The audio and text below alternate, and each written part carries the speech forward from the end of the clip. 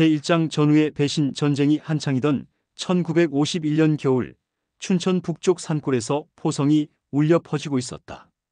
놈들이 또 올라온다. 모두 준비해.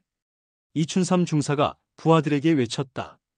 그의 옆에는 절친한 전후 김철호 하사가 총을 움켜쥐고 서 있었다. 춘삼아, 이번엔 정말 위험할 것 같다. 적들이 한개 대대는 되어 보인다. 철호의 목소리에 두려움이 배어 있었다. 그들은 지난 6개월간 함께 생사고락을 같이 해온 사이였다. 춘삼의 등을 지켜주던 것도, 춘삼이 철호를 구해준 것도 한두 번이 아니었다. 걱정 마라. 우리가 언제 졌나? 이번에도 놈들을 박살내주겠다. 춘삼이 힘차게 대답했지만 속으로는 불안했다. 탄약도 부족하고 지원군도 없었다. 더욱이 적의 규모가 평소보다 훨씬 컸다. 총성이 가까워지자 춘삼은 부하들을 배치했다. 1분대는 왼쪽 능선으로, 2분대는 오른쪽으로 돌아라. 철호야, 너는 나와 함께 정면을 막자. 알겠다, 형. 철호가 대답했다. 그들은 형제처럼 지내왔다. 춘삼은 철호보다 3살 많았지만 철호는 영리하고 용감해서 춘삼이 늘 믿고 의지했다. 적들이 몰려오기 시작했다. 중국군 복장을 한 병사들이 우르르 밀려왔다. 사격 개시. 춘삼의 명령과 함께 총성이 요란하게 터져나왔다. 적병들이 하나둘 쓰러졌지만 그 수가 워낙 많아 계속해서 밀려들었다. 탄약이 떨어져 간다. 한 병사가 다급하게 외쳤다. 춘삼도 마지막 탄창을 교체하며 이를 악물었다. 후퇴 준비해. 더 이상 버틸 수 없다. 그때였다. 갑자기 등 뒤에서 총성이 들렸다. 춘삼이 깜짝 놀라 뒤를 돌아보니 자신의 부하 하나가 피를 흘리며 쓰러져 있었다. 뭐야? 누가 쐈어? 춘삼이 소리쳤을 때 철호가 총구를 춘삼에게 겨누고 있는 것을 보았다. 철호의 얼굴에는 냉소적인 미소가 떠올라 있었다. 철호야, 너 뭐 하는 거야? 미안하다, 춘삼아. 나는 진작부터 북으로 넘어간 몸이었다. 너희를 여기까지 유인한 것도 내 역할이었고. 철호의 말에 춘삼은 귀를 의심했다. 함께 목숨을 걸고 싸웠던 전우가, 그 많은 위기를 함께 넘겼던 친구가 적의 앞잡이였다니. 그럴 리가 없어. 너는 내 목숨을 여러 번 구해줬잖아. 그것도 다 연출이었다. 너를 더 깊이 믿게 만들기 위해서 말이야. 내가 워낙 의심이 많아서 오래 걸렸지만. 철호가 차갑게 웃었다. 그 순간 사방에서 중국군들이 우르르 나타났다. 완전히 포위된 상황이었다. 항복하면 살려주겠다. 어차피 도망갈 곳도 없지 않나? 철호가 중국어로 뭔가를 외치자 적병들이 총구를 겨누며 다가왔다. 춘삼의 부하들은 이미 대부분 쓰러져 있었다. 너 이 개새끼, 내가 널 그렇게 믿었는데. 춘삼이 분노에 찬 목소리로 외쳤다. 그동안 철호와 나눈 우정이 모두 거짓이었다니.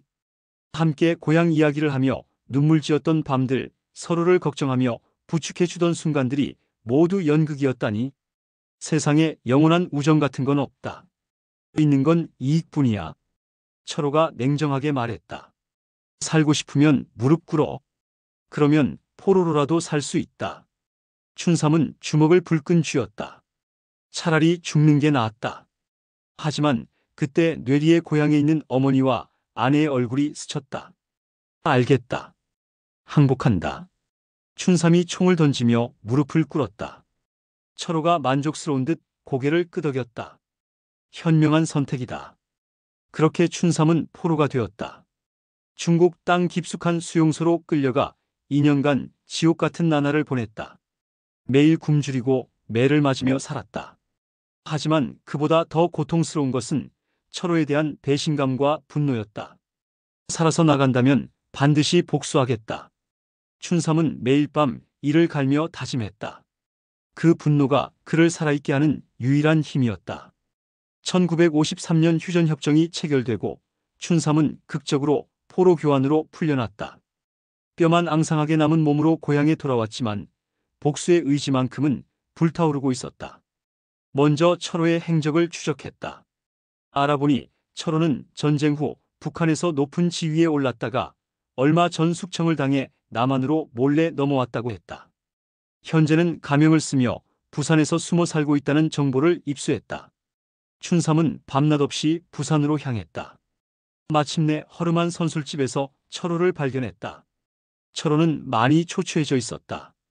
머리는 백발이 성성하고 얼굴에는 깊은 주름이 패여 있었다. 오랜만이다, 철호야. 춘삼이 철호 앞에 나타나자 철호는 깜짝 놀라며 일어섰다. 춘삼이, 너 살아있었구나. 그래, 살아있다. 너를 찾기 위해서 말이야. 춘삼의 목소리는 차가웠다. 철호는 당황하며 말을 더듬었다. 춘삼아, 내가 그때 어쩔 수 없었다. 가족들이 인질로 잡혀 있었어서. 거짓말하지 마라. 너는 진작부터 빨갱이였잖아. 춘삼이 주머니에서 칼을 꺼내며 다가섰다. 철호가 뒷걸음질 쳤다. 춘삼아, 제발. 나도 나중에 후회했어. 너를 배신한 것을 평생 후회하며 살았다고. 후회? 그 후회가 내 전우들을 살려내느냐? 그 후회가 내가 수용소에서 당한 고통을 없애주느냐? 춘삼의 목소리가 점점 커졌다. 주변 사람들이 하나둘 쳐다보기 시작했다. 밖으로 나가자. 여기서 얘기할 일이 아니다. 철호가 떨리는 목소리로 말했다. 둘은 선술집을 나와 어두운 골목으로 향했다. 춘삼아, 정말 미안하다. 내가 잘못했다. 그때 다른 방법이 있었다면 이제 와서 무슨 소용이냐? 내가 배신한 그 순간 우리의 우정은 끝났다. 춘삼이 칼을 번쩍 들어 올렸다. 철호가 공포에 질린 얼굴로 손을 내저었다. 춘삼아, 잠깐만. 내가 중요한 말이 있어. 무슨 말? 내 아내 말이야. 순이 말이야. 춘삼의 손이 멈췄다. 순이는 그의 아내 이름이었다. 순이가 왜? 순이가 너를 배신했어. 철호의 말에 춘삼은 망치로 머리를 얻어맞은 듯 했다. 무슨 소리야? 순이가 나에게 내 작전 정보를 넘겨준 거야. 내가 그 정보를 바탕으로 중국군에게 알려준 것이고.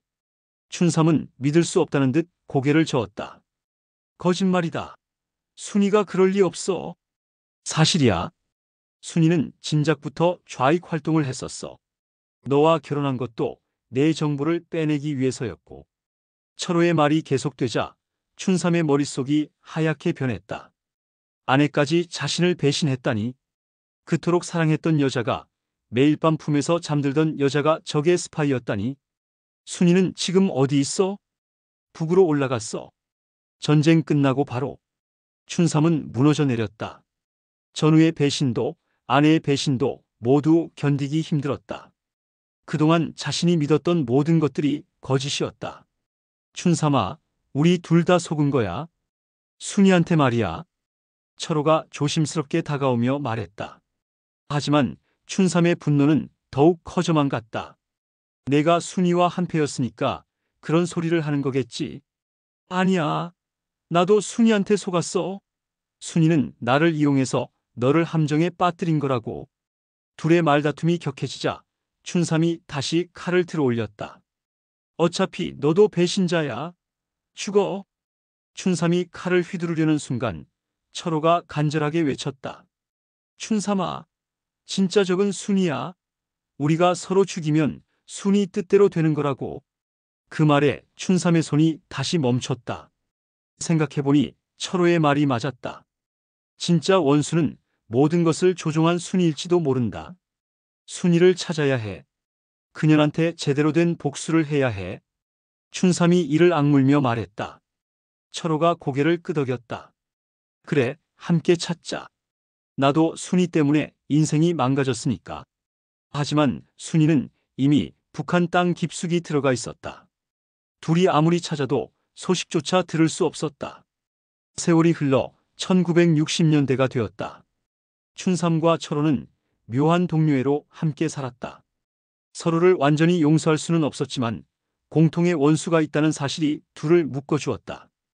어느 날 뜻밖의 소식이 들려왔다.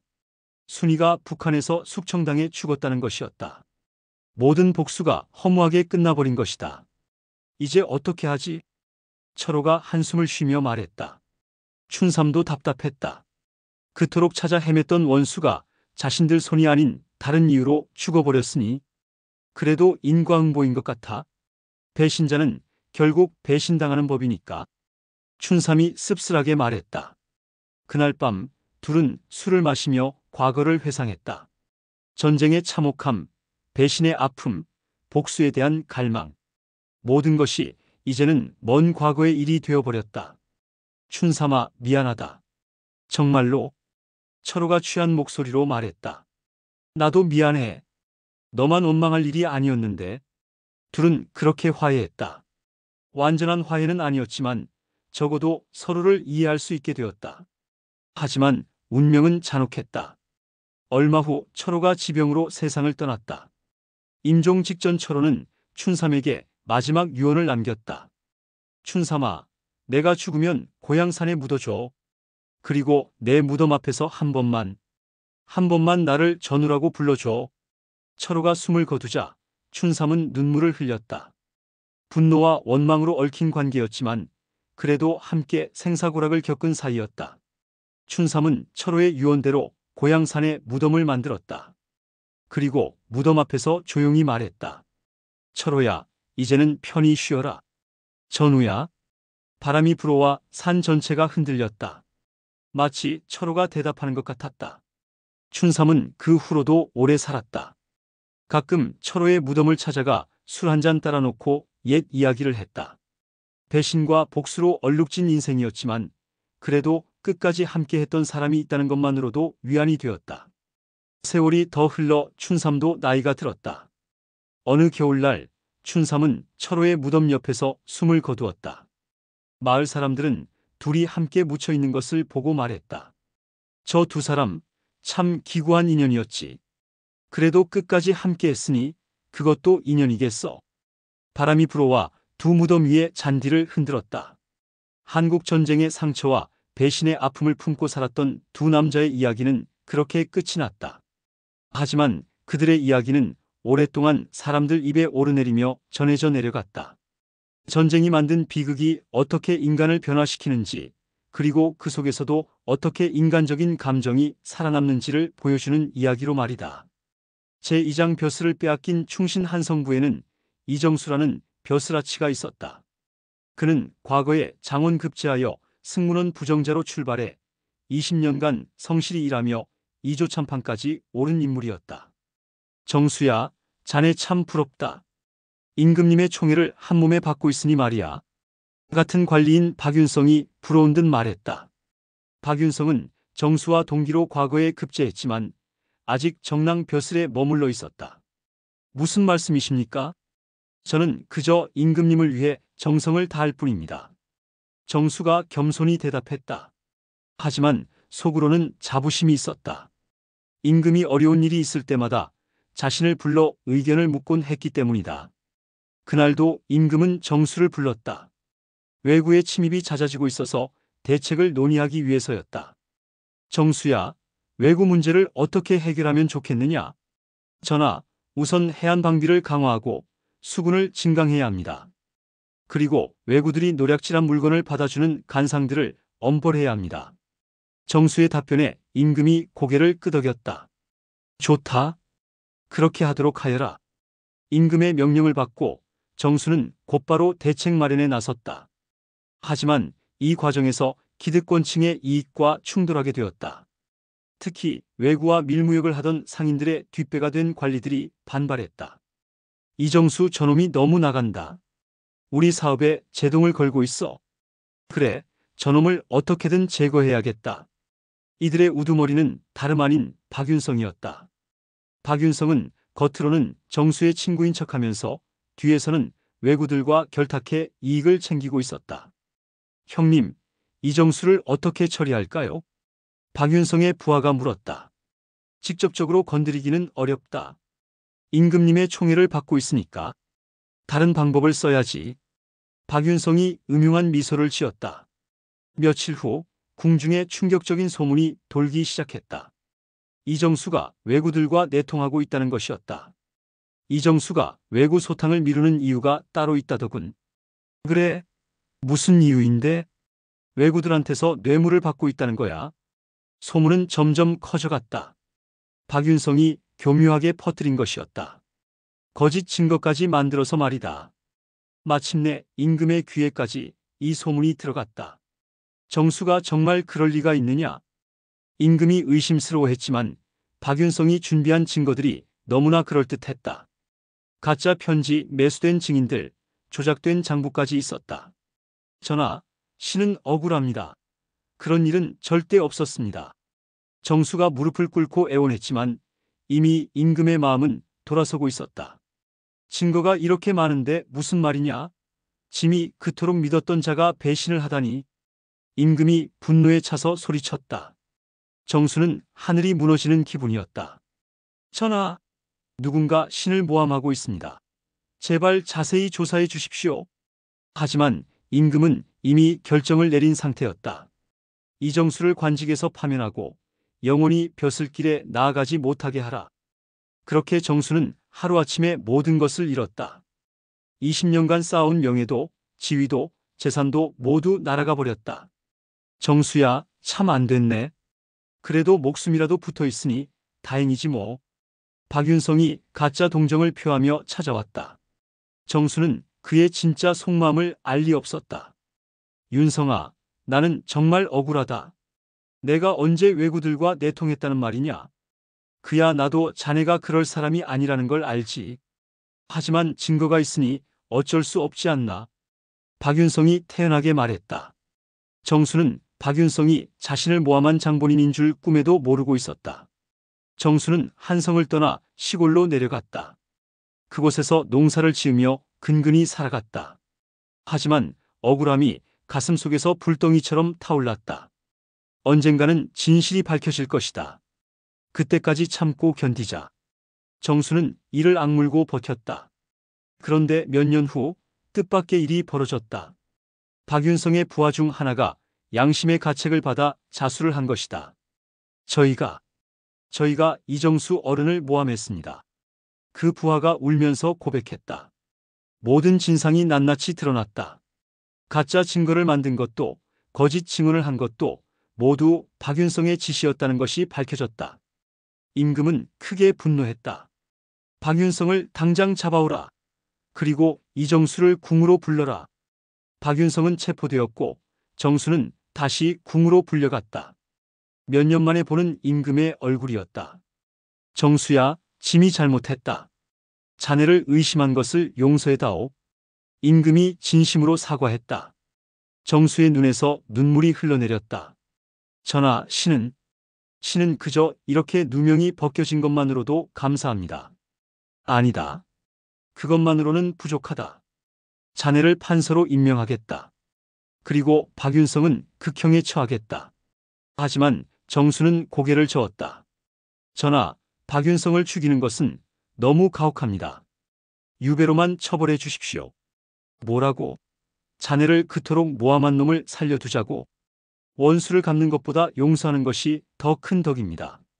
정수의 관용에 임금은 더욱 감동했다. 정수야, 자네야말로 진짜 충신이다. 알겠다. 그렇게 하자. 박윤성은 사형 대신 제주도 유배형을 받았다. 정수는 정의품 판서로 복직되었다. 하지만 정수의 복수는 여기서 끝나지 않았다. 그는 더 치밀한 계획을 세웠다. 박윤성을 직접 죽이는 대신 그의 모든 것을 빼앗기로 한 것이다. 먼저 박윤성의 가족들을 조사했다. 박윤성의 아들이 과거 준비를 하고 있다는 것을 알아냈다. 박윤성의 아들이 부정행위로 과거를 준비하고 있다는 제보가 있습니다. 정수가 관련 부서에 은밀히 정보를 흘렸다. 물론 사실이었다. 박윤성이 권력을 이용해 아들의 과거 문제를 미리 빼내준 것이다. 곧 수사가 시작되었고 박윤성의 아들은 과거 응시 자격을 영구 박탈당했다. 다음은 박윤성의 재산이었다. 조사해보니 대부분이 뇌물로 모은 부정축제였다. 정수는 이 정보를 적절한 시기에 공개했다. 박윤성의 집안에 대대로 내려온 재산이라고 했는데 알고 보니 모두 뇌물이었다더군. 그렇다면 당연히 몰수해야지. 박윤성의 전 재산이 국고로 몰수되었다. 가족들은 하루아침에 거지가 되었다. 마지막으로 박윤성의 친족들까지 손을 봤다. 박윤성과 함께 왜구들과 밀무역을 했던 친족들을 하나씩 고발한 것이다. 박윤성의 동생도 왜구들과 거래를 했다는 증거가 나왔습니다. 사촌도 마찬가지입니다. 박윤성의 일가 친척들이 줄줄이 관직에서 쫓겨났다. 어떤 이는 유배를 가고 어떤 이는 재산을 몰수당했다. 제주도에서 유배 생활을 하던 박윤성에게 이 소식들이 하나씩 전해졌다. 뭐라고? 우리 아들이 과거 응시 자격을 박탈당했다고? 그뿐만 아닙니다. 전 재산도 몰수되고 친족들도 모두 벼슬에서 쫓겨났습니다. 전령이 전해주는 소식을 들으며 박윤성은 절망했다. 자신의 모함으로 이정수가 당했던 고통을 이제 자신이 똑같이 당하고 있는 것이었다.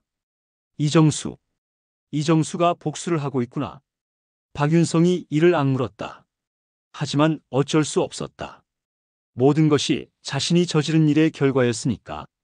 내가 이정수에게 한 일을 생각하면 이 정도는 오히려 가벼운 벌이지. 박윤성은 자신의 잘못을 깨달았지만 이미 늦었다. 몇 년 후 박윤성이 유배지에서 병으로 죽었다는 소식이 전해졌다. 정수는 그 소식을 듣고도 별다른 감정이 없었다. 복수는 끝났구나. 정수가 조용히 혼잣말했다. 하지만 마음이 시원하지는 않았다. 복수를 완성했지만 잃어버린 세월은 돌아오지 않았기 때문이다. 그 후로도 정수는 오래도록 판서 자리에 있으면서 나라를 위해 일했다. 임금의 신임도 두터웠고 백성들의 존경도 받았다. 어느 날 정수가 궁궐을 거닐고 있는데 한 젊은 관리가 다가왔다. 어른, 소인은 박윤성의 아들 박철수입니다. 정수가 깜짝 놀랐다. 박윤성의 아들이 관리가 되었다니. 과거 응시 자격을 박탈당했다고 들었는데 자네가 어떻게 벼슬을 하게 되었느냐? 특별 청구로 작은 벼슬을 받았습니다. 어른께서 추천해 주셨다고 들었는데. 철수의 말에 정수는 기억을 더듬었다.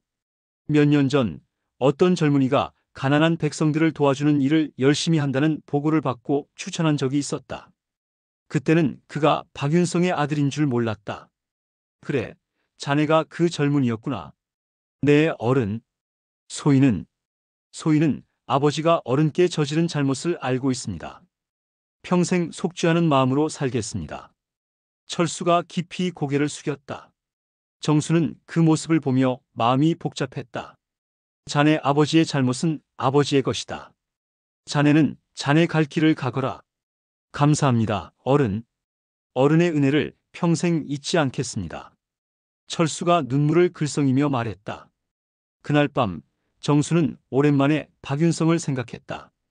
원수였지만 한때는 동료이기도 했던 사람. 만약 박윤성이 욕심을 부리지 않았다면 둘은 평생 좋은 동료로 지낼 수 있었을 텐데. 인간의 욕심이란 참으로 무서운 것이구나. 정수가 한숨을 쉬었다. 몇 년 후 정수는 나이가 들어 벼슬에서 물러났다. 고향으로 내려가 여생을 보내려고 했다. 떠나는 날 많은 사람들이 전송을 나왔다. 그 중에는 박철수도 있었다. 박철수는 이제 제법 높은 벼슬에 올라 있었다. 어른, 그동안 정말 고생 많으셨습니다. 자네도 앞으로 나라를 위해 잘 일하거라. 네, 어른의 가르침을 잊지 않겠습니다. 정수가 마차에 오르려는데 박철수가 다가와 작은 목소리로 말했다. 어른, 사실 소인은 압니다. 어른께서 저희 집안을 몰락시키신 것을. 정수가 놀라서 철수를 바라봤다. 하지만 그것도 당연한 일이었습니다. 아버지가 먼저 어른을 모함했으니까요. 어른께서 복수하신 것은 정당했습니다. 철수가 담담하게 말했다. 그런데도 소인을 이렇게 키워주시고 벼슬길까지 열어주신 것을 보니 어른의 마음이 얼마나 넓으신지 알겠습니다. 정수는 할 말이 없었다. 복수를 했지만 동시에 원수의 아들을 길러낸 자신의 모순된 마음을 스스로도 이해할 수 없었다. 철수야, 세상에는 선악이 그렇게 분명하게 나뉘지 않는 법이다. 사람은 모두 복잡한 존재니까. 네, 어른. 소인도 그렇게 생각합니다. 정수가 고향으로 떠난 후 박철수는 더욱 열심히 일했다. 그리고 가끔 정수에게 안부 편지를 보내곤 했다. 정수는 시골에서 평온한 여생을 보냈다. 가끔 박철수의 편지를 받을 때마다 복잡한 감정에 휩싸였다. 복수는 했지만 그것이 옳은 일이었는지 확신할 수 없었다. 복수를 통해 정의를 실현했다고 할 수 있을까? 아니면 그냥 개인적인 원한을 풀었을 뿐일까? 정수는 자주 이런 생각에 빠졌다. 세월이 더 흘러 정수가 80을 넘긴 어느 날 박철수가 찾아왔다. 이제 철수도 중년이 되어 있었다. 어른, 오랜만입니다. 오, 철수야. 잘 지냈느냐? 네, 덕분에 잘 지내고 있습니다. 지금은 이조차미까지 올랐습니다. 철수가 자랑스럽게 말했다. 정수는 흐뭇해했다. 그래, 참 잘 됐구나. 자네 아버지보다 훨씬 높은 자리에 올랐네. 어른 덕분입니다. 철수가 정수에게 절을 올렸다. 어른, 소인이 이번에 온 이유가 있습니다. 무슨 일인가? 아버지의 묘를 이장하려고 하는데 어른께서 한 말씀 해주셨으면 합니다. 정수는 잠시 망설였다. 원수의 제사에 참석하라는 말이었다. 철수야, 그건. 어른, 아버지도 분명 잘못했습니다. 하지만 이제는 모든 것이 끝나지 않았습니까?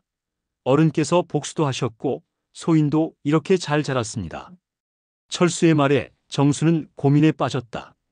아버지가 살아생전 늘 말씀하셨습니다. 이정수만은 진짜 충신이라고. 자신이 질투해서 모함했다고 후회하신다고. 철수의 말을 듣고 정수는 결심했다. 알겠다. 가겠다.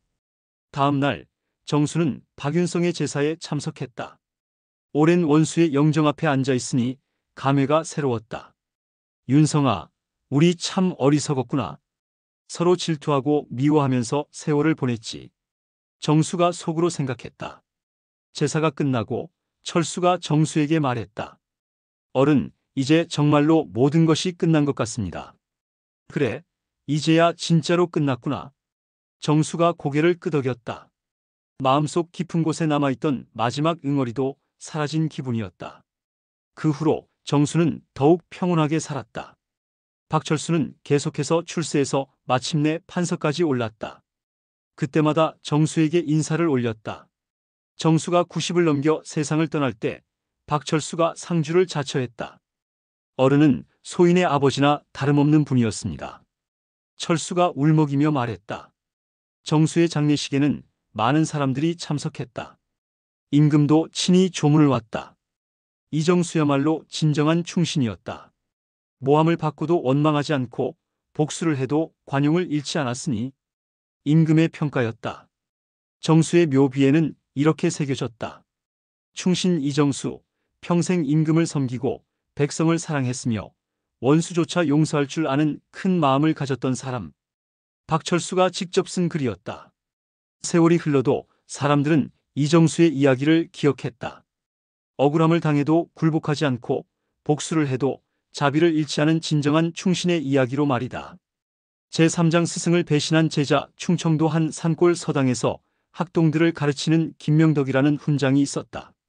그는 성균관에서 학문을 닦은 뛰어난 선비였지만 벼슬에는 뜻이 없어 고향에서 아이들을 가르치며 살고 있었다. 선생님, 이 글귀가 무슨 뜻인지 모르겠습니다. 한 제자가 손을 들며 물었다. 그 제자의 이름은 박진우였다. 12살 나이에도 남다른 영리함을 보이는 아이였다. 진우야, 이리 오너라. 자세히 설명해 주마. 명덕이 친아들처럼 진우를 불렀다. 진우는 가난한 농부의 아들이었지만 총명함이 남달라서 명덕이 특별히 아껴주었다. 이 구절은 말이다. 군자는 자신을 낮추고 남을 높이라는 뜻이란다. 아, 그런 뜻이군요. 진우가 눈을 반짝이며 대답했다. 명덕은 이런 진우가 기특해서 밤늦도록 개별 지도를 해주곤 했다. 몇 년이 흘러 진우는 16이 되었다. 이제 서당에서 가장 뛰어난 제자가 되어 있었다. 진우야, 너는 과거에 급제할 만한 실력을 갖추었다. 한양에 올라가 공부를 더 해보는 것이 어떻겠느냐? 명덕이 진우를 불러 제안했다. 하지만 진우의 집안은 가난해서 한양 유학비를 마련할 수 없었다. 선생님, 저희 집 형편으로는. 진우가 머뭇거리자 명덕이 웃으며 말했다. 걱정하지 마라. 내가 돈을 대어주마. 내가 장원 급제하는 모습을 보는 것이 이 늙은이의 소원이다. 명덕은 자신의 전 재산을 털어서 진우를 한양으로 보냈다. 진우는 눈물을 흘리며 감사해했다. 선생님의 은혜는 죽어도 잊지 않겠습니다. 그런 말 말고 열심히 공부해서 큰 인물이 되어라. 명덕이 진우의 어깨를 다독이며 말했다. 한양에 올라간 진우는 성균관에서 열심히 공부했다. 그리고 3년 후 마침내 과거에 장원급제했다. 소식을 들은 명덕은 기뻐서 밤잠을 이루지 못했다. 우리 진우가 장원급제를 했다니 정말 자랑스럽구나. 하지만 벼슬에 오른 진우는 점점 변해갔다. 권력의 달콤함을 맛본 것이다. 승문원 부정자로 시작해서 차츰 높은 자리에 오르면서 옛날의 순박한 농촌 소녀는 사라지고 야심만만한 관리가 되어 있었다. 몇 년 후 진우는 고향을 찾았다. 이제 정삼품 당상관이 된 그를 보기 위해 온 동네 사람들이 몰려들었다. 어서 오너라, 진우야. 명덕이 반갑게 맞았다. 하지만 진우의 태도는 예전과 달랐다. 스승님도 안녕하셨습니까? 진우가 형식적으로 인사했다. 예전처럼 무릎을 꿇고 절을 올리지도 않았다. 그래, 너 정말 대단해졌구나. 정삼품까지 올랐다니. 명덕이 기뻐했지만 진우는 시큰둥했다. 오히려 시골 훈장인 스승이 부끄럽게 여겨졌다. 스승님, 저에게 부탁이 하나 있습니다. 무슨 부탁이냐? 제가 이제 높은 벼슬에 있다 보니 출신 배경이 중요합니다. 혹시 다른 사람들이 묻거든 저를 직접 가르치신 적이 없다고 해주실 수 있을까요? 진우의 말에 명덕은 충격을 받았다. 제자가 자신을 부끄러워한다는 뜻이었다. 진우야, 무슨 말을 하는 거냐? 스승님도 이해해 주십시오. 권문 세족들 사이에서는 출신이 중요합니다. 시골 서당 출신이라는 것이 알려지면 명덕의 얼굴이 창백해졌다. 그토록 아끼고 사랑했던 제자가 자신을 부정하고 있었다. 알겠다. 그렇게 하마. 명덕이 힘없이 대답했다. 진우는 안도의 표정을 지으며 떠났다. 그 후로 진우는 더욱 출세 가도를 달렸다. 강력한 정치적 후원자를 만나 그의 딸과 결혼까지 했다. 이제 정의품 판서까지 올랐다. 하지만 진우의 욕심은 끝이 없었다. 더 큰 권력을 원했다. 마침내 그는 영모에 가담하게 되었다. 우리가 정권을 잡으면 자네를 영의정으로 추천하겠소. 영모의 우두머리가 진우를 꼬였다. 진우는 유혹을 뿌리치지 못했다. 좋습니다. 함께 하겠습니다. 진우가 영모에 가담했다는 소식은 곧 고향까지 전해졌다. 명덕은 크게 놀랐다. 진우가 영모에 가담했다고? 그럴 리가 없어. 하지만 사실이었다. 진우는 권력에 눈이 멀어 나라를 배신한 것이다. 결국 영모 계획은 발각되었다. 관련자들이 모두 체포되었고 진우도 예외는 아니었다. 박진우를 체포하라. 포도청 관리들이 진우의 집에 들이닥쳤다. 진우는 간담이 서늘해졌다. 아니다. 나는 관련이 없다. 하지만 증거는 확실했다. 진우가 직접 쓴 모반 문서까지 나왔다. 재판정에 선 진우는 모든 것을 부인했다. 신은 억울합니다. 누군가 모함한 것입니다. 하지만 임금은 냉정했다. 증거가 이렇게 확실한데 무슨 변명이냐? 박진우를 사형에 처하라. 사형 선고를 받은 진우는 절망했다. 권력을 위해 모든 것을 버렸는데 이제는 목숨마저 잃게 된 것이다. 감옥에서 마지막 밤을 보내던 진우에게 뜻밖의 방문객이 찾아왔다. 다름 아닌 명덕이었다. 스승님! 진우가 눈물을 흘리며 외쳤다. 명덕은 여든이 넘은 나이에도 먼 길을 걸어서 한양까지 온 것이었다. 진우야, 네가 이런 일을 저질렀다니.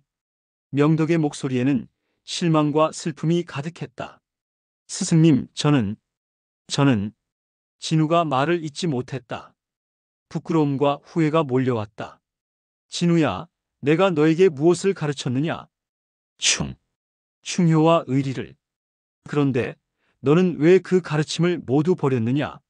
명덕의 질책에 진우는 고개를 들 수 없었다. 권력이 그렇게 중요하더냐? 그 권력을 위해 나라도 배신하고 스승도 부정하고. 스승님, 죄송합니다. 정말 죄송합니다. 진우가 땅에 머리를 박으며 울었다. 이제야 자신이 얼마나 큰 잘못을 저질렀는지 깨달았다. 진우야, 아직 늦지 않았다. 마지막이라도 사람답게 죽어라. 명덕이 진우의 머리를 쓰다듬었다. 그 손길이 예전처럼 따뜻했다. 스승님, 저는 어떻게 해야 할까요? 내 죄를 인정하고 진심으로 뉘우쳐라. 그리고 다음 세상에서는 올바른 사람이 되거라. 명덕의 말에 진우는 고개를 끄덕였다. 다음 날 진우는 형장으로 끌려나갔다. 많은 사람들이 구경을 나왔다. 한때 권세를 누렸던 고관의 최후를 보려는 것이었다. 마지막으로 할 말이 있느냐? 형리가 물었다. 진우는 고개를 들어 군중들을 바라봤다. 내가 저지른 죄는 용서받을 수 없다. 나라를 배신하고 스승을 저버리고 권력에 눈이 멀어 모든 것을 잃었다. 진우의 목소리가 떨렸다. 특히 나를 키워주신 김명덕 선생님께 진심으로 사죄드린다. 선생님의 가르침을 배신한 것이 가장 큰 죄다. 군중들 사이에서 웅성거림이 일었다. 김명덕이라는 이름을 아는 사람들이 있었기 때문이다. 권력은 영원하지 않다. 하지만 스승의 가르침은 영원하다. 나처럼 되지 마라. 진우의 마지막 말이 끝나자 칼이 떨어졌다. 명덕은 진우의 시신을 걷어서 고향으로 가져갔다. 마을 사람들은 모두 놀랐다. 선생님, 그놈이 선생님을 배신했는데 왜 시신을 거두십니까? 그래도 내 제자다. 잘못을 했다고 해서 버릴 수는 없다. 명덕이 담담하게 대답했다. 진우의 장례식은 조촐하게 치러졌다. 찾아오는 사람도 별로 없었다. 권력이 사라지자 모든 사람들이 등을 돌린 것이다. 진우야, 이제라도 편히 쉬어라. 명덕이 진우의 무덤 앞에서 술 한 잔을 따라 주었다. 그 후 명덕은 더욱 조심스럽게 제자들을 가르쳤다. 학문만이 아니라 인격 교육에도 힘을 쏟았다. 너희들아, 공부도 중요하지만 사람됨이 더 중요하다. 아무리 높은 벼슬에 올라도 인간성을 잃으면 안 된다. 명덕의 교훈을 듣는 제자들의 눈이 진지했다.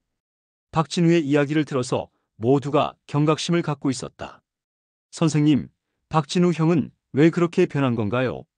한 제자가 물었다. 권력의 유혹 때문이다.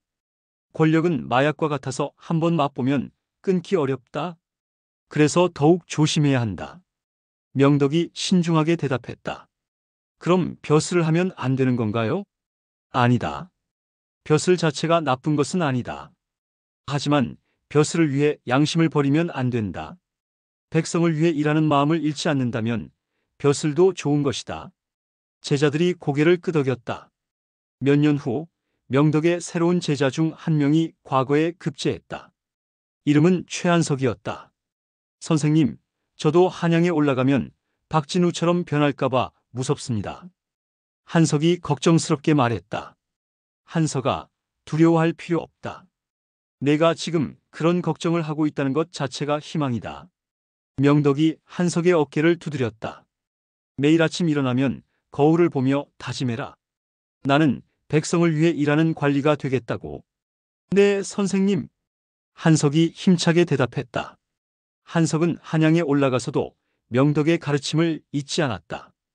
벼슬에 올라서도 청렴하게 일했고 백성들을 위해 힘썼다. 그리고 매년 고향을 찾아와서 명덕에게 안부를 전했다. 선생님, 저는 선생님의 가르침 덕분에 올바른 길을 가고 있습니다. 그래, 다행이다. 내가 자랑스럽다. 명덕이 흐뭇해했다. 한석은 또한 박진우의 무덤도 찾았다. 그리고 술 한 잔을 따라주며 말했다. 진우 형, 저는 형처럼 되지 않겠습니다. 끝까지 스승님의 가르침을 지키겠습니다. 바람이 불어와 무덤 위에 잔디를 흔들었다. 세월이 흘러 명덕이 80을 넘겼을 때 그는 많은 제자들에게 둘러싸여 있었다. 최한석은 이제 판서가 되어 있었고 다른 제자들도 각자의 자리에서 성실하게 살고 있었다. 선생님, 선생님께서 가르쳐 주신 제자들이 모두 훌륭하게 자랐습니다. 한석이 자랑스럽게 말했다. 다들 고맙다. 너희들이 올바르게 살고 있는 것을 보니 이 늙은이가 헛살지 않았구나. 명덕이 만족스럽게 웃었다. 선생님, 박진우 이야기도 후학들에게 교훈이 되었습니다. 권력의 무서움을 깨닫게 해주는 반면교사 역할을 했지요. 그래, 진우도 나름대로 의미가 있었겠구나. 비록 잘못된 길을 갔지만. 명덕이 창밖을 바라보며 말했다. 저 멀리 산 너머로 박진우의 무덤이 있는 곳이 보였다. 선생님, 진우 형을 용서하신 것 같군요. 용서라. 스승으로서 제자를 완전히 미워할 수는 없지 않겠느냐? 그 아이도 욕심이 과해서 그런 일을 저지른 것이지 본래 나쁜 아이는 아니었다. 명덕의 말에 제자들이 숙연해졌다. 권력은 사람을 변하게 한다. 하지만 그 권력도 영원하지 않다. 결국 남는 것은 사람됨 뿐이다. 명덕의 마지막 가르침이었다. 명덕이 세상을 떠났을 때 수많은 사람들이 조문을 왔다. 그가 가르친 제자들뿐만 아니라 그 제자들이 도운 백성들까지 왔다. 선생님은 진정한 스승이셨다. 제자 하나가 잘못되었다고 해서 선생님의 가치가 떨어지는 것은 아니다. 사람들의 추도사가 이어졌다. 최한석이 명덕의 묘비명을 썼다. 스승 김명덕, 평생을 학문과 교육에 바쳤으며 제자를 사랑하되 잘못을 용납하지 않았고 배신당해도 증오하지 않았던 분. 그 옆에 작은 비석 하나가 더 세워졌다. 박진우의 것이었다. 제자 박진우, 스승의 가르침을 저버리고 권력에 눈이 멀어 잘못된 길을 갔으나 마지막에 뉘우치고 후학들에게 교훈을 남긴 사람. 두 무덤은 나란히 놓여 있었다. 스승과 제자 서로 다른 길을 갔지만 결국 같은 곳에서 쉬고 있었다. 해마다 봄이 되면 명덕의 제자들이 모여서 제사를 지냈다. 그때마다 박진우의 무덤에도 술 한 잔씩 따라 주었다. 진우 형, 우리는 선생님의 가르침을 잊지 않고 살겠습니다. 바람이 불어와 두 무덤 위에 꽃잎을 흔들었다. 마치 스승이 제자를 부르는 것 같았고 제자가 스승에게 답하는 것 같았다. 그렇게 김명덕과 박진우의 이야기는 오랫동안 사람들 입에 오르내렸다. 진정한 스승의 사랑과 제자의 배신, 그리고 용서에 대한 이야기로 말이다. 제사장 약속을 저버린 사내 경상도 안동에는 두 집안이 대대로 의좋게 지내고 있었다. 하나는 명문가 이씨 집안이었고 다른 하나는 중인 출신이지만 능력으로 성공한 최씨 집안이었다. 이씨 가문의 당주 이규성과 최씨 가문의 최한영은 어릴 때부터 함께 자란 중마고우였다. 둘은 신분의 차이에도 불구하고 형제처럼 지냈다. 규성아, 우리는 평생 친구로 지내자. 그럼 한영아, 우리 우정은 죽어서도 변하지 않을 거야. 두 사람이 15살 때 한 맹세였다.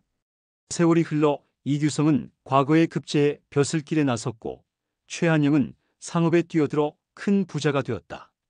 하지만 둘의 우정은 변하지 않았다. 한영아, 내가 있어서 든든하다. 나야말로 규성이가 있으니 마음이 편해. 둘은 서로 도우며 살았다. 이규성이 벼슬살이로 어려움을 겪을 때마다 최한영이 뒤에서 도왔고 최한영이 상업으로 시비에 휘말릴 때마다 이규성이 관직의 힘으로 해결해 주었다. 하지만 불행이 닥쳤다. 이규성이 40살이 되던 해에 갑작스럽게 병을 얻은 것이다. 한영아, 나는 이제 오래 살지 못할 것 같다. 이규성이 침상에 누워 최한영의 손을 잡고 말했다. 최한영은 눈물을 흘렸다. 무슨 소리야? 금방 나을 거야. 아니다. 의원들도 다 포기했어. 나는 이제 정말 죽는다. 이규성의 목소리가 약해졌다. 그의 얼굴은 이미 초췌해져 있었다. 규성아, 그런 말 하지 마. 한영아, 내게는 부탁이 하나 있다. 이규성이 간절한 눈빛으로 최한영을 바라봤다. 뭐든지 말해봐. 우리 집안 말이야. 내가 죽으면 아들 진호가 아직 어리잖아. 12살밖에 안 됐고. 이규성의 아들 진호는 총명하지만 아직 어린아이였다. 진호 어머니는 몸이 약해서 집안을 제대로 돌보지 못할 거야. 그리고 우리 집안에는 노리는 사람들이 많아. 이규성의 걱정이 이해됐다. 명문가의 재산을 노리는 친척들이 있었다. 한영아, 부탁이다. 내가 죽으면 우리 집안을 지켜줘. 진호가 성인이 될 때까지만이라도. 이규성이 최한영의 손을 꽉 잡았다. 규성아, 걱정하지 마. 내가 진호를 내 아들처럼 돌보겠다. 내 집안도 내 집안처럼 지키겠어. 최한영이 눈물을 흘리며 맹세했다. 정말이지? 정말이야. 하늘과 땅에 맹세한다. 최한영의 말에 이규성은 안도의 표정을 지었다. 고맙다, 한영아. 너 같은 친구가 있어서 정말 다행이다. 며칠 후 이규성은 세상을 떠났다. 장례식에는 많은 사람들이 참석했지만 가장 슬퍼한 것은 최한영이었다. 형님, 편히 가십시오. 약속은 꼭 지키겠습니다. 최한영이 이규성의 관 앞에서 다시 한번 맹세했다. 처음에는 최한영이 약속을 잘 지켰다. 진호를 자신의 집으로 데려와서 아들처럼 키웠다. 이씨 집안의 재산도 꼼꼼히 관리해 주었다. 진호야, 열심히 공부해라. 내 아버지처럼 훌륭한 사람이 되어야 한다. 네, 최아저씨. 진호가 예의 바르게 대답했다. 최한영은 진호를 정말 아꼈다. 하지만 시간이 지나면서 최한영의 마음에 변화가 생겼다. 이씨 집안의 재산이 생각보다 많다는 것을 알게 된 것이다. 이 정도 재산이면 우리 집안과 합쳐서 경상도 제1의 부자가 될 수 있겠는데? 욕심이 고개를 들기 시작했다. 더욱이 진호의 어머니가 병으로 세상을 떠나자 이씨 집안을 지켜줄 사람은 최한영뿐이었다. 진호야, 네 어머니가 돌아가시니 이제 정말 내가 내 아버지나 다름없구나. 네, 고맙습니다. 진호가 눈물을 흘리며 대답했다. 이제 15살이 된 진호는 의젓해졌지만 아직도 어른의 보호가 필요했다. 최한영은 점점 이씨 집안의 재산을 자신의 것처럼 여기기 시작했다. 어차피 내가 관리하고 있으니 이것도 내 것이나 마찬가지지. 그는 이씨 집안의 전답을 자신의 이름으로 옮기기 시작했다.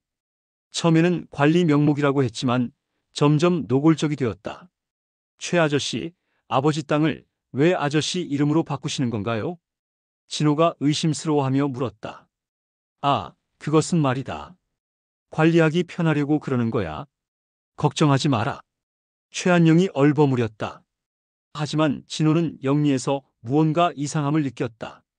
세월이 더 흘러 진호가 20살이 되었을 때 최한영은 마침내 본색을 드러냈다. 진호야, 이제 내 나이도 제법 되었으니 독립할 때가 되지 않았느냐? 네? 무슨 말씀이세요? 내 집안 재산은 내 아버지가 내게 맡긴 것이니 이제 내 것이나 다름없다. 최한영의 말에 진호는 충격을 받았다. 최 아저씨, 그럴 수는 없습니다. 아버지가 잠깐 맡기신 것이지 드린 것이 아니잖아요. 아니다. 내 아버지가 임종 때 모든 것을 나에게 맡긴다고 했어. 최한영이 뻔뻔하게 거짓말을 했다. 실제로는 그런 말을 한 적이 없었다. 그럴 리가 없습니다. 아버지는 그런 분이 아니에요. 진호가 분노하며 소리쳤다. 증거라도 있느냐? 그때는 너도 어렸고 나와 내 아버지뿐이었는데. 최한영이 교활하게 웃었다. 죽은 사람은 말이 없으니 자신이 뭐라고 해도 반박할 수 없다는 것을 이용한 것이다. 최 아저씨, 아저씨가 이런 분이실 줄 몰랐습니다. 진호의 눈에서 눈물이 흘렀다. 아버지처럼 여겼던 사람에게 배신당한 충격이 컸다. 진호야, 세상이 원래 그런 거다. 나도 생각해보니 내 자식들 앞날을 위해서는 이런 선택을 할 수밖에 없어. 최한영이 차가운 목소리로 말했다. 그럼 저는 어떻게 살라는 말입니까? 내 힘으로 살아가거라. 젊으니까 얼마든지 할 수 있잖아. 최한영이 무책임하게 말했다. 진호는 할 수 없이 이씨 집안을 떠났다. 조상 대대로 살던 집에서 쫓겨난 것이다. 아버지, 죄송합니다. 제가 무능해서 집안을 지키지 못했습니다. 진호가 아버지의 묘 앞에서 통곡했다. 하지만 하늘은 보고 있었다. 최한영이 친구를 배신하고 그 집안을 삼킨 지 얼마 되지 않아서 그에게 재앙이 닥쳤다. 먼저 최한영의 큰아들이 갑자기 병에 걸려 죽었다. 아들아, 내 아들아. 최한영이 통곡했지만 소용없었다. 이어서 그의 사업에도 문제가 생겼다. 큰 거래처에서 갑자기 계약을 취소하고 돈을 빌려준 곳에서 한꺼번에 돈을 회수하려고 했다. 이게 무슨 일입니까? 왜 갑자기 이러시는 겁니까? 최한영이 항의했지만 사업 파트너들은 냉정했다. 최나리가 죽은 친구 집안을 삼켰다는 소문이 돌고 있어. 그런 사람과는 거래할 수 없어. 사람들이 최한영을 외면하기 시작한 것이다. 신의를 저버린 사람과는 사업을 할 수 없다는 것이었다. 그건 오해입니다. 최한영이 변명했지만 이미 그의 평판은 땅에 떨어져 있었다. 설상가상으로 관청에서도 최한영을 조사하기 시작했다. 이 씨 집안의 재산을 불법적으로 가로챘다는 고발이 들어온 것이다. 최한영을 잡아오라. 포도청 관리들이 최한영의 집에 들이닥쳤다. 아닙니다. 저는 억울합니다. 이규성이 직접 맡긴 것입니다. 최한영이 필사적으로 변명했지만 증거는 없었다. 오히려 그가 조작한 서류들이 발각되면서 상황은 더욱 나빠졌다. 재판에서 최한영은 유배형을 받았다. 모든 재산도 몰수당했다. 이제야 정의가 실현되었군. 사람들이 쾌재를 불렀다. 진호는 이 소식을 듣고 복잡한 심정이었다. 복수는 되었지만 기쁘지는 않았다. 최 아저씨도 한때는 좋은 분이었는데. 진호가 안타까워했다. 유배지에서 최한영은 참회의 시간을 보냈다. 밤마다 죽은 친구 이규성의 얼굴이 떠올랐다. 규성아, 미안하다. 내가 욕심에 눈이 멀어서 약속을 저버렸다. 최한영이 혼자 중얼거렸다. 내 아들을 내 아들처럼 돌보겠다고 했는데 오히려 집안을 빼앗았으니 내가 짐승만도 못한 놈이다. 후회가 밀려왔지만 이미 늦었다. 유배 생활 3년째 최한영에게 뜻밖의 방문객이 찾아왔다. 다름 아닌 진호였다. 진호야? 내가 왜 여기까지? 최한영이 놀라며 말을 더듬었다. 진호는 많이 성숙해져 있었다. 최 아저씨, 안녕하십니까? 진호가 정중하게 인사했다. 원망하는 기색은 없었다. 진호야, 정말 미안하다. 내가 너무 욕심을 부렸다. 최한영이 무릎을 꿇고 사죄했다. 최 아저씨, 이제 됐습니다. 저도 그동안 많이 생각해봤는데 아저씨도 나름대로 어려움이 있으셨을 거예요. 진호의 관대함에 최한영은 더욱 부끄러웠다. 아니다. 변명의 여지가 없다. 나는 내 아버지와의 약속을 저버렸어. 최 아저씨, 저는 아저씨를 용서합니다. 진호의 말에 최한영은 눈물을 흘렸다. 고맙다, 진호야. 내가 이렇게 훌륭하게 자란 것을 보니 내 아버지가 자랑스러워할 것 같다. 저도 이제 결혼해서 가정을 꾸렸습니다. 작지만 사업도 시작했고요. 진호가 자신의 근황을 알려주었다. 집안을 잃었지만 굴복하지 않고 새로운 인생을 개척한 것이다. 대단하구나. 정말 대단해. 최한영이 감탄했다. 최 아저씨, 몸 건강히 계시다가 돌아오십시오. 그리고 진호가 잠시 망설이더니 말을 이었다. 돌아오시면 저와 함께 장사를 해보시는 것이 어떨까요? 저 혼자서는 힘든 일이 많거든요. 진호의 제안에 최한영은 더욱 놀랐다. 자신을 배신한 사람에게 오히려 도움의 손을 내미는 것이었다. 진호야, 네가 어떻게 나에게? 최 아저씨도 한때는 저를 아들처럼 아껴주셨잖아요. 그 마음까지 거짓이었다고는 생각하지 않습니다. 진호의 말에 최한영은 고개를 숙였다. 고맙다, 정말 고맙다. 하지만 나는 그럴 자격이 없어. 자격은 스스로 만들어가는 것 아닐까요? 앞으로 잘하시면 되죠. 진호의 격려에 최한영은 새로운 희망을 품었다. 유배에서 돌아온 최한영은 진호와 함께 작은 상점을 열었다. 예전의 부와 권세는 없었지만 마음은 평온했다. 진호야, 내가 다시 욕심을 부리면 언제든지 나를 막아다오. 그런 일은 없을 겁니다. 최 아저씨는 이미 충분히 깨달으셨으니까요. 진호가 웃으며 대답했다. 두 사람은 그렇게 함께 일했다. 진호는 아버지를 배신한 최한영을 용서했고 최한영은 자신의 잘못을 뼈아프게 반성했다. 어느 날 두 사람이 이규성의 무덤을 찾았다. 형님, 늦었지만 인사드리러 왔습니다. 최한영이 무덤 앞에서 절을 올렸다. 죽은 친구에게 한 약속을 저버린 죄인이 감히 여기 올 자격은 없지만 진호가 용서해 주어서 왔습니다. 최한영의 목소리가 떨렸다. 형님, 진호는 정말 훌륭하게 자랐습니다. 형님을 닮아서 마음씨도 곱고 능력도 뛰어납니다. 진호가 아버지 무덤 앞에서 말했다. 아버지, 저는 최 아저씨를 용서했습니다. 아버지도 용서해 주세요. 바람이 불어와 무덤 위에 풀을 흔들었다. 마치 이규성이 대답하는 것 같았다. 형님도 우리를 용서해 주시는 것 같군. 최한영이 안도하며 말했다. 그 후로도 두 사람은 오랫동안 함께 살았다. 최한영은 진호를 진짜 아들처럼 여겼고 진호도 최한영을 아버지처럼 모셨다. 최한영이 나이가 들어 병상에 누웠을 때 진호가 간병했다. 진호야, 고맙다. 내가 나를 용서해 주지 않았다면 나는 평생 죄책감 속에서 살았을 거다. 최아버지, 그런 말씀 마세요. 저야말로 아버지 덕분에 이렇게 살 수 있었습니다. 진호가 최한영을 아버지라고 불렀다. 최한영의 눈에서 눈물이 흘렀다. 내가 내 친아버지와의 약속은 저버렸지만 지금이라도 진짜 아버지가 되어보고 싶다. 이미 충분히 좋은 아버지이십니다. 진호가 최한영의 손을 잡았다. 최한영이 세상을 떠날 때 진호는 친자식처럼 3년상을 치렀다. 그리고 최한영을 이규성의 무덤 옆에 묻어주었다. 두 분 다 이제 편히 쉬세요. 저는 두 아버지의 가르침을 받고 살겠습니다. 진호가 두 무덤 앞에서 다짐했다. 마을 사람들은 이 이야기를 오랫동안 전해주었다. 약속을 저버리면 결국 자신이 망한다. 하지만 진심으로 뉘우치면 용서받을 수 있다. 진호 같은 사람이 진짜 군자다. 원수를 용서할 줄 아는 사람 말이야. 사람들의 평가는 다양했지만 모두 교훈이 되는 이야기라고 여겼다. 해마다 제사철이 되면 진호의 후손들이 두 무덤을 함께 돌봤다.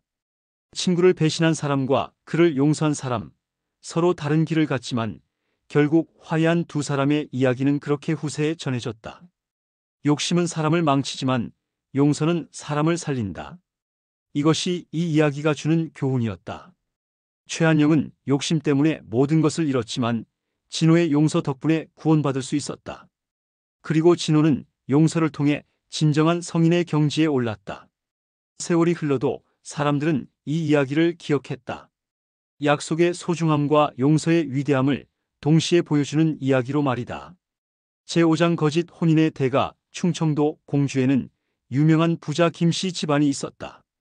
김재우라는 당주는 넓은 전답과 큰 상점을 여러 개 거느린 지역 유지였다. 그에게는 20살이 된 딸 춘화가 있었는데 얼굴이 아름답기로 소문난 처녀였다. 춘화야, 이제 내 나이도 제법 되었으니 혼처를 알아봐야겠구나. 김재우가 딸을 불러 말했다. 춘화는 고개를 숙이며 대답했다. 네, 아버님. 걱정하지 마라. 아버지가 좋은 사람을 찾아주겠다. 김재우는 딸을 위해 좋은 혼처를 찾고 있었다. 문벌도 좋고 인품도 훌륭한 사위를 원했다. 그때 마침 한 중매인이 찾아왔다. 김날이 좋은 신랑감이 있습니다. 누구인가? 서울에서 내려온 양반으로 이름은 박명수라고 합니다. 조선 최고 명문가 반남 박씨 집안 출신이고 성균관에서 학문을 닦은 선비입니다. 중매인의 말에 김재우는 관심을 보였다. 그런데 왜 시골까지 내려왔는가? 아버님이 돌아가신 후 상복을 입고 있는 중인데 시골에서 조용히 지내려고 내려오셨다고 합니다. 중매인의 설명이 그럴듯했다. 실제로 양반들은 상중에 시골에서 지내는 경우가 많았다. 나이는 얼마나 되나? 27입니다. 혼인 경험은 없고 인품도 단정합니다. 김재우는 흥미를 느꼈다. 명문가 출신의 학문도 있고 나이도 적당했다. 며칠 후 박명수가 김씨 집을 찾아왔다. 키가 크고 단정한 외모에 말씨도 예의 바른 청년이었다. 안녕하십니까, 김나리. 저는 박명수입니다. 박명수가 정중하게 인사했다. 김재우는 첫인상이 좋았다. 어서 오시오. 들어가서 이야기를 나누어 봅시다. 두 사람이 사랑방으로 들어가서 대화를 나누었다. 박명수는 학문에도 해박하고 예의도 바른 것 같았다. 박도령, 가문에 대해 좀 더 자세히 말씀해 주시오. 저희 집안은 대대로 벼슬을 한 명문가입니다. 할아버님은 판서까지 지내셨고 아버님도 참판을 역임하셨습니다. 박명수가 당당하게 대답했다. 물론 모두 거짓말이었다. 그런데 지금은 아버님이 작년에 돌아가셔서 상중입니다. 재산은 형님이 관리하고 계시고 상이 끝나면 다시 벼슬길에 나갈 예정입니다. 박명수의 말이 조리가 있어서 김재우는 의심하지 않았다. 혼인 후 계획은 어떻게 되십니까? 춘하 양과 혼인하게 된다면 이곳에서 장인어른을 모시고 살겠습니다. 상이 끝난 후에는 서울로 올라가서 벼슬을 하겠지만요. 박명수의 답변에 김재우는 만족했다. 딸이 서울 양반댁 며느리가 되는 것이 자랑스러웠다. 좋습니다. 혼사를 진행하도록 하지요. 김재우가 결정을 내렸다. 춘하도 박명수를 한번 보고는 마음에 들어 했다. 혼례 준비가 시작되었다. 김재우는 딸의 혼례를 성대하게 치르려고 많은 돈을 썼다. 예단도 후하게 마련하고 혼수도 풍성하게 준비했다. 아버님, 너무 과하신 것 아닙니까? 춘하가 걱정했지만 김재우는 대수롭지 않게 여겼다. 명문가에 시집 가는데 이 정도는 해야지. 혼례가 치러졌다. 박명수는 신랑 노릇을 완벽하게 해냈다. 혼례 후에도 사위로서 모범적인 모습을 보였다. 명수야, 내가 있어서 든든하다. 김재우가 사위를 칭찬했다. 박명수는 겉으로는 효성스러운 사위였지만 속으로는 다른 계획을 세우고 있었다. 이제 슬슬 실행에 옮길 때가 되었군. 박명수의 정체는 전국을 떠돌아다니며 혼인 사기를 치는 사기꾼이었다.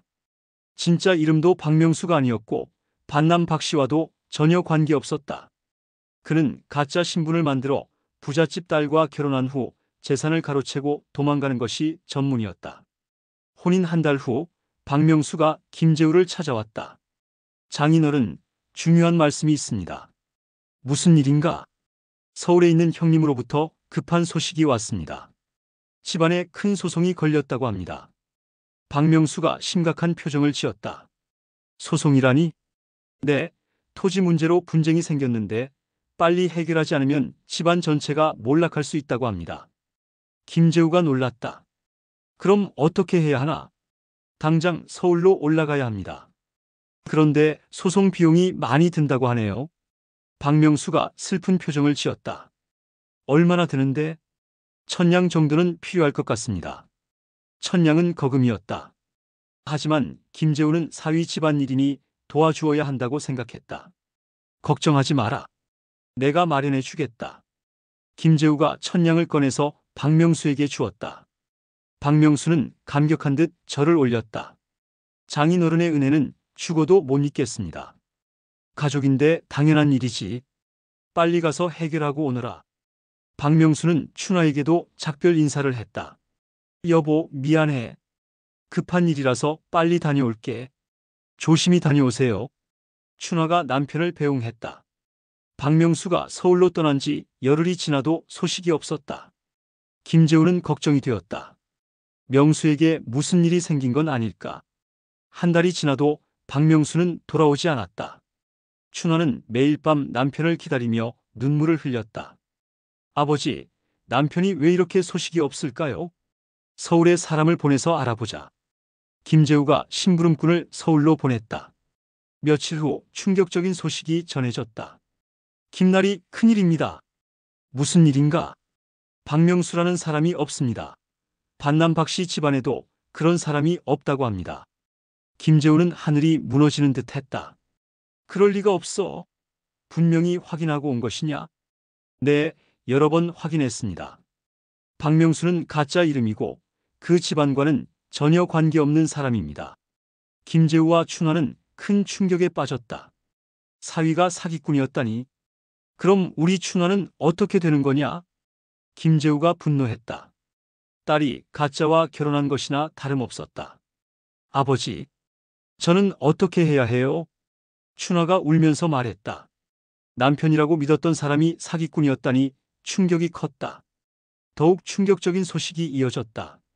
박명수가 다른 지역에서도 똑같은 수법으로 사기를 쳤다는 것이 밝혀진 것이다. 저놈이 전국을 돌아다니며 혼인 사기를 치고 있다고 합니다. 뭐라고? 김재우는 분노로 몸을 떨었다. 자신들만 당한 것이 아니라는 사실이 더욱 분했다. 당장 관청에 고발하자. 김재우가 관청에 가서 박명수를 고발했다. 다른 피해자들도 하나둘씩 나타났다. 박명수는 지난 몇 년간 수십 명의 여성들을 속였던 것이다. 관청에서 박명수를 수배령을 내렸다. 하지만 그는 이미 멀리 달아난 상태였다. 저놈을 꼭 잡아야 한다. 피해자들이 분노했다. 한편 박명수는 전라도 어느 산골 마을에 숨어 있었다. 지금까지 모은 돈으로 여유롭게 지내고 있었다. 이번에도 성공했군. 김재우 놈이 생각보다 많은 돈을 줬어. 박명수가 혼자 웃으며 돈을 세었다. 이제 얼마나 더 벌어야 할까? 한두 번만 더 하면 평생 놀고 먹을 수 있을 것 같은데.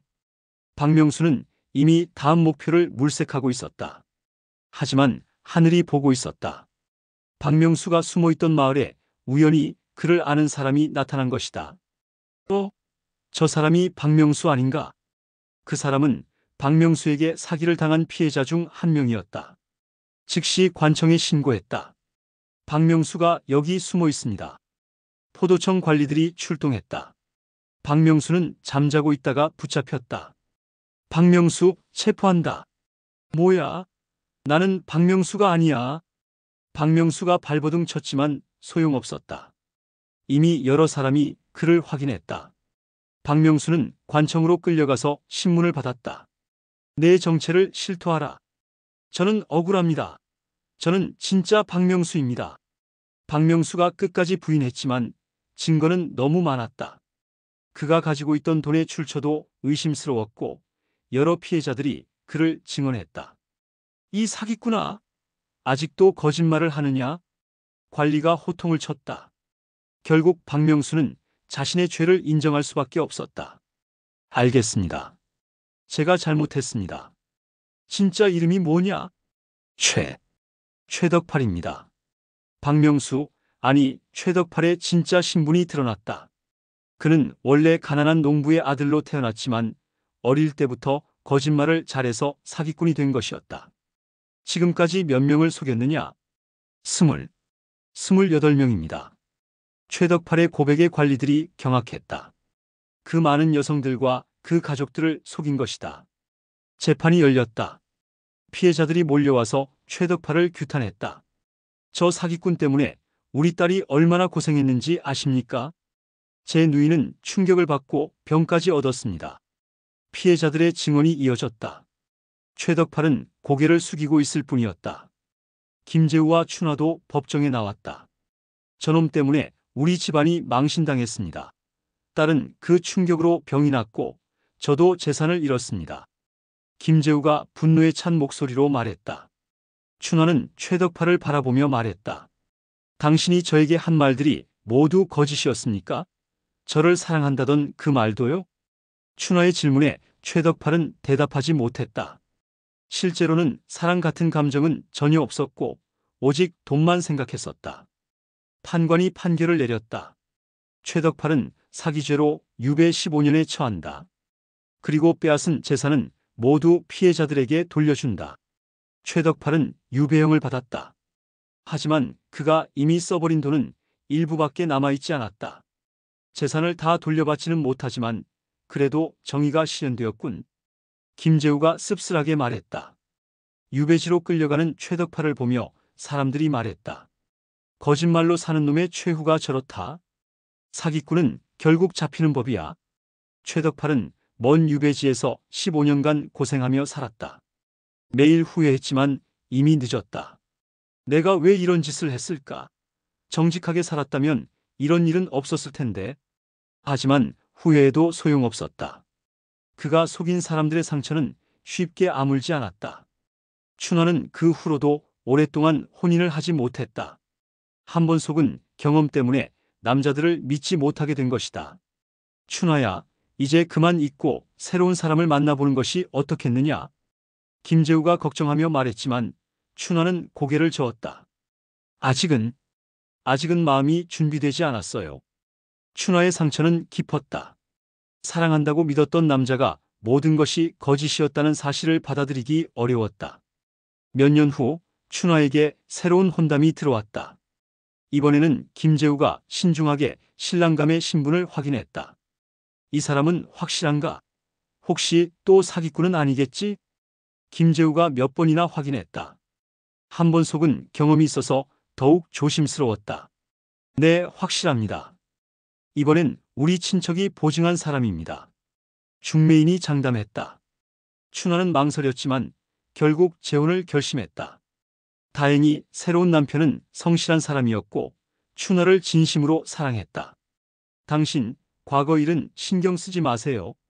저는 당신을 믿습니다. 새 남편이 춘화를 위로했다. 춘화는 비로소 마음의 평화를 찾을 수 있었다. 한편 최덕팔은 15년의 유배를 마치고 돌아왔다.